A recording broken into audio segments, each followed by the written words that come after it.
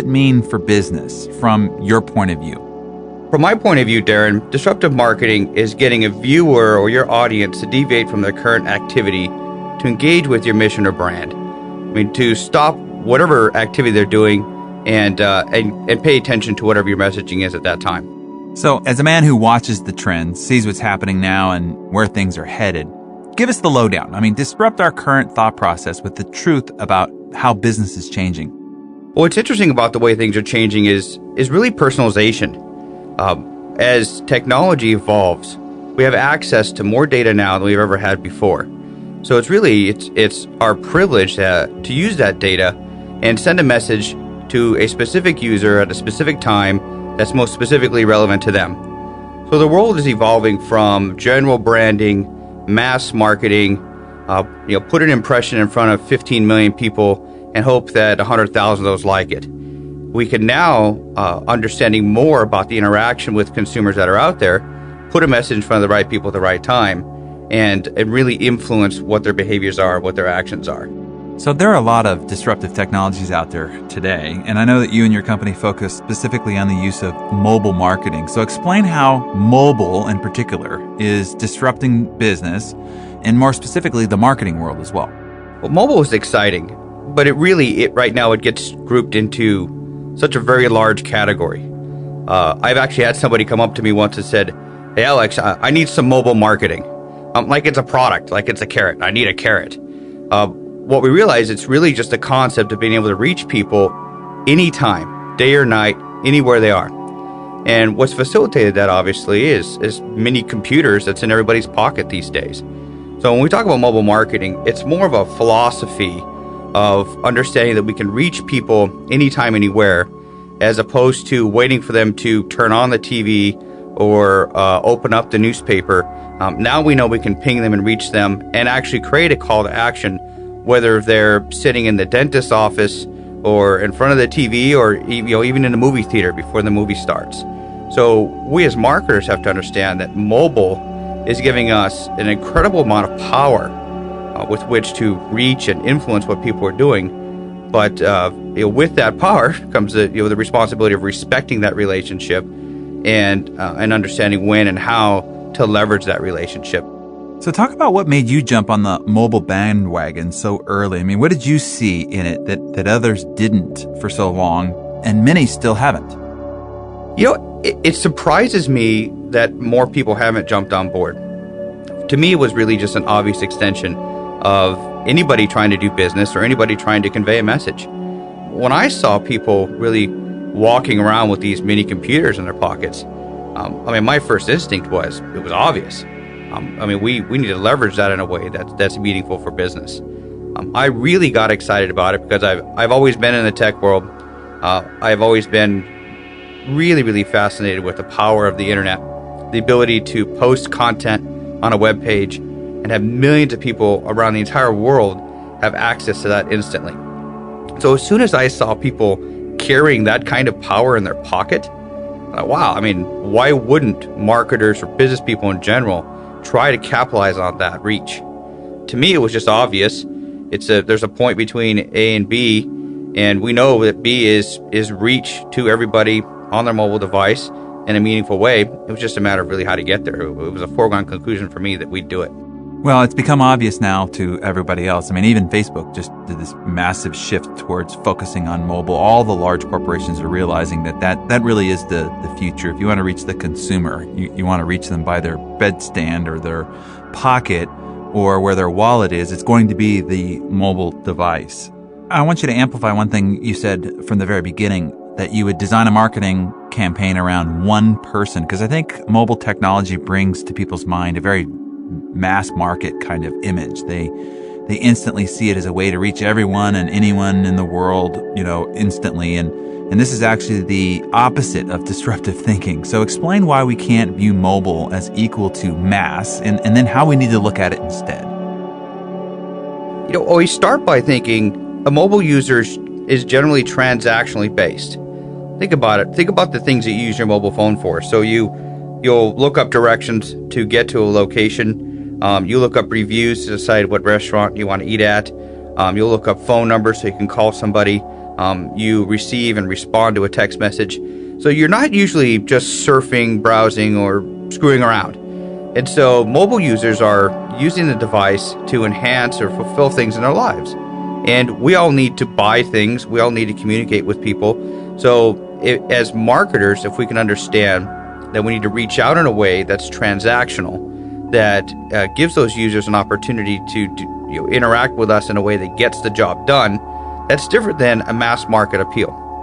And when we build our business, I always go back to what you just said there of how can I get in the heads of each one of my participants, each one of my consumers, everybody that wants to interact with my brand. And there are triggers or hints or data points that will give me an indication of who they are and what they're all about and what I can do to enhance their lives. If I'm fulfilling a need, if I'm providing purpose for a transaction, then they will want to interact with me. So if you can leverage technology in a way where you get in the heads of each of your subscribers or consumers and scale that in a way where you're doing that 1 million times to 1 million of your subscribers or consumers, now you've built something that's impactful and really meaningful for everybody. See if you can make this more tangible for us. Give us a few examples of businesses that you feel demonstrate this effective disruptive marketing through mobile technology. I mean, how can small businesses use mobile marketing? Give us some examples of companies that are using mobile marketing to drive sales. We're seeing right now, most of the adoption examples I would use would be large brands.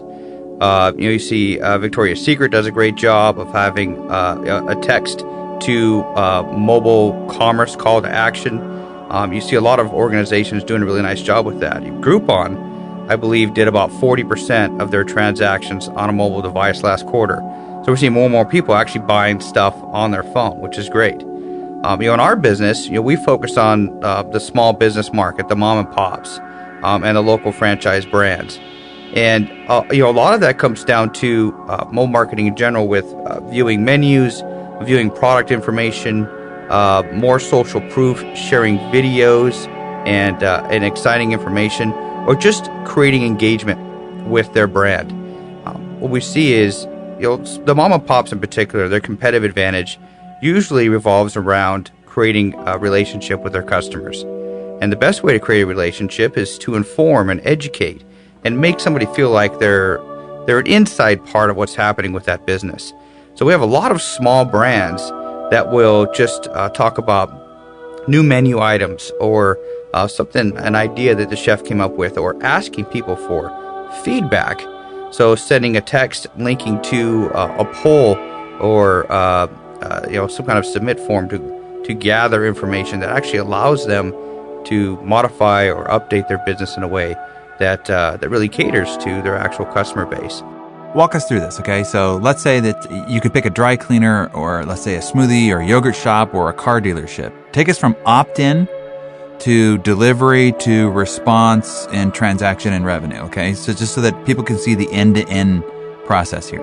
So we've developed this loyalty rewards kiosk. It's a touchscreen device that we'll put into a small business. It's a small tablet, usually near the point of sale. So let's use an example of a Dairy Queen, like a quick serve restaurant. We've had great success with that brand. So, we'll go out to that Dairy Queen, we'll configure and set up a campaign.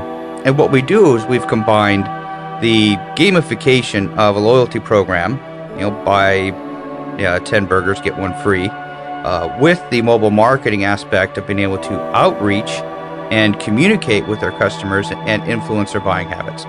So let's say we've got this loyalty system installed for that Dairy Queen. Consumer comes in the door, walks up to order. They see this touchscreen tablet. It's got a keypad on it. And anybody that wants to participate can enter the number and participate. What I love about this is loyalty systems and any sort of client management system should be universal and very simple to use. So grandma can key in her number, or the most tech-savvy 17-year-old can do it. So grandma keys in her number, puts it into the loyalty device. It says, "Oh, thanks for checking in. 9 more check-ins so you get your free burger." Sits down, enjoys her meal, has a great time, leaves the restaurant. Dairy Queen Corporate announces a brand new Blizzard flavor. And what they typically do is they'll run a multi-million-dollar national campaign to bring awareness to their new flavor. What that local Dairy Queen can now do is, with the touch of a button, send a text out to all of the people that are part of that loyalty program and announce it locally. And what that Dairy Queen can do, because of the timing and positioning, is reach local customers that are already familiar with that location, that brand, which means they have an affinity and engagement with that actual location, and ask them to come in a way that's most advantageous for that business. So it may be a particularly slow day of the week, a slow time of day, or they may have some other product that they want to sell, and they're going to use that Blizzard announcement as an enticement. So come in Thursday afternoon and buy any meal and get our new Blizzard flavor free as a trial. So business owner sends a text out. Grandma gets it on her cell phone. She sees the message, doesn't have to respond or mess with it at all, didn't have to launch an app. Will work on any phone made in the last 10 years. Sees it, goes, Dairy Queen, let's go back. So it's now disrupted her day, stopped her in her tracks because her phone beeped at her and asked her to look at it. And I don't know anybody that has any unread text messages. Sees that call to action, walks into the Dairy Queen store, and can take advantage of that offer. So we've now taken that list, created a transaction, generated revenue for that small business owner. Let's just provide the listeners with a litany of ideas here, okay? So even if they don't have your system that has this custom kiosk, if they just get an opt-in where they have some sort of a special discount, some VIP club only, where they get to try or come in first before it's released to the general public, some reason to opt in, and they provide you with their mobile phone number, and it's explained that they can just reply with stop at any time. So it's easy, it's safe, and there's value for doing so. Give us a variety of things that you've seen people, now that they have that permission, different things that they've done that has wowed their customers to see it as valuable, and then it's been effective for both the consumer and the business. What are a half dozen cool things you've seen businesses do that have been useful and valuable for consumers, so it's win-win? Yeah, there's so many creative ways to use it. Well, we try to get away from being transactional every time we send a text. I mean, as much as people love saving money and as much as they love buying stuff, everyone can't be a discount to buy. What we'd love to see is as much interactivity as possible. It starts with, of course, harnessing the power of the number of smartphones that are out there these days. So I actually have a friend that owns a boutique clothing store, and they sent a text out that said, new shipment of specialty clothes, click the link to watch a video. And so what they did is they took a nice minute-long video, zoomed in and showed and highlighted some of the clothes, and actually linked directly in that text message to that video. Now, most people that have an iPhone or an Android can watch that video instantly on their phone and get great exposure to that business instantly. So now I'm sitting in the dentist's office and I get that text. I can click the link and view that information instantly. So I love the multimedia aspect of it. Slideshows, photos, videos, things like that are all great interactivities that we can have via text. Of course, we talked about earlier mobile web and mobile commerce, and this is an area that's particularly exciting to us. So send a text with a promo code to buy something online, get free shipping, or get a free upgrade. So directing people to a mobile commerce page or a mobile web page with more information, more details, a virtual brochure, or something like that with a call to action. So it's great to get people to actually conduct the transaction on their mobile device. We've actually seen, in some cases, depending on holidays or things that are coming up, almost like a mobile, what do you call those, a goose egg or whatever they call that, where you have multiple questions that people can answer in order to have an opportunity to win a prize. So we can actually send a text out that says, hey, what year was Dairy Queen founded? And if they respond with the right date, they get the next question. It says, all right, well, what about this? And if they get that question right, they get the third question. They get that question right, their next meal is free. It's just a great way to engage and create branding and awareness, and you're interacting with your customer base in a way where you're more than just a purveyor of product. You're working with them and making it fun and playful. So text to win sweepstakes, texting trivia, text to vote. So send out a text and say, we're considering our next flavor for next month at our yogurt shop. Reply with your favorite. Do you want a chocolate pineapple or a strawberry mango? Go to our website to see the current voting results. So people are responding via text message, and in a real-time way, we can update the results on the website. And what does that do? Those people are going to go to the website to see. It's driving viewership on the website, which can also have a call to action or a web-based coupon of some sort. So it really comes down to getting people to respond instantly and participate and engage that business. And there's an endless number of creative ways to use that technology. Okay, and I think these specific examples are very helpful to just sort of trigger the creative juices of our listeners out there so that they can see tangibly how they can do this. So as we start to wind down here a little bit, Alex, I do want to leave the listeners with some form of a framework so that they don't just leave this interview entertained, but they actually can take some action on this. So let's say that they want to engage the mobile marketing part of their business. They want to add that to their overall marketing wheel. What are maybe a half dozen things that they need to consider so they can start fleshing out this mobile marketing strategy? What would be your framework to set somebody as a homework assignment after this interview is over to consider? That's a great question. Where I always start is understanding the concept of the power consumers have to control how they're marketed to. The world has changed, and consumers can decide what messaging they see and what they don't. People are recording TV and skipping past commercials now, or people are listening to podcasts as opposed to radio in some cases. So the first is a psychological shift of understanding that the consumer is control. And if they're in control, then everybody that's going to begin this homework assignment needs to stop and understand their customers. And a lot of times that's not hard to do. Talk to them, engage them. Depending on your place of business, have a form or a survey or something. But you need to gather information and you need to find out what people want. At the end of the day, it's really about interacting and engaging your customers.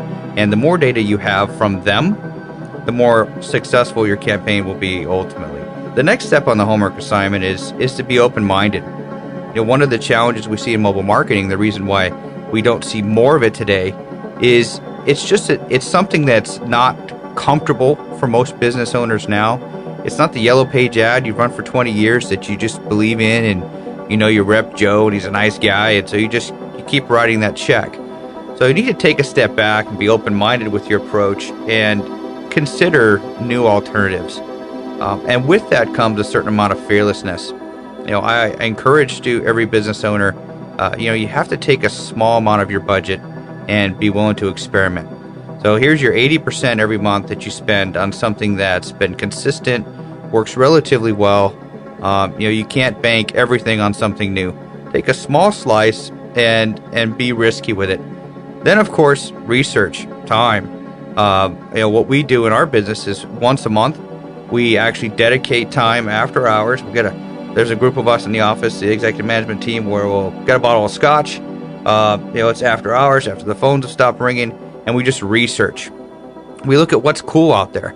And what's nice about that, and the reason for the scotch, is to put yourself in a different mindset of that open-mindedness and see what's working out there.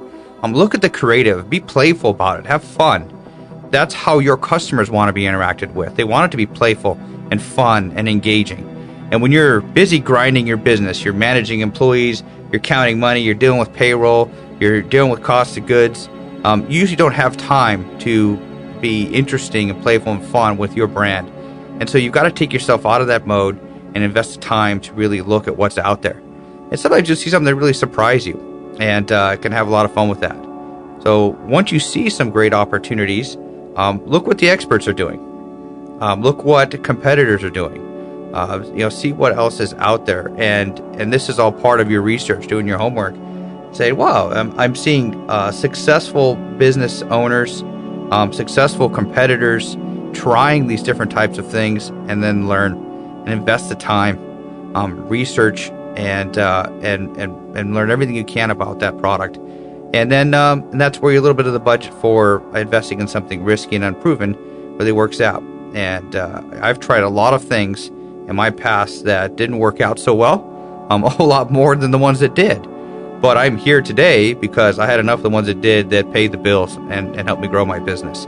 So you have to keep swinging for the fences and making those investments and trying. So if you can find a systematic way to get your head out of the day-to-day, look at what the world is doing, invest in educating yourself, and looking at what competitors are doing, make your list, take some risks, and implement some different opportunities you may be pleasantly surprised at what kind of windfall you can have from that success. All right, Alex. Well, I hope everyone listening is encouraged to start their mobile marketing process. I have just one last question for you, Alex. As your parting gift, let's say, share the ultimate secret that you have for the disruptive marketing techniques that you've used for your own company, SMS Masterminds. Make us a mastermind in mobile marketing like you. What have you seen really work? I guess my parting gift, or the secret is to be yourself, be genuine, be memorable. And at the end of the day, you have to love what you do. You have to be passionate about your own business. And if you can translate that in a direct, honest, and meaningful way to your customers, they'll love you. And so it's not about trickery, it's not about gimmicks, it's not about hooks, it's not about pitches. Just have a great business. Really own that fact. Be direct with your customers and treat them like you'd want to be treated. And it will have an impact, and it can really be that disruptive force. Ironically, just being straightforward, honest, and a business with integrity, I think is disruptive.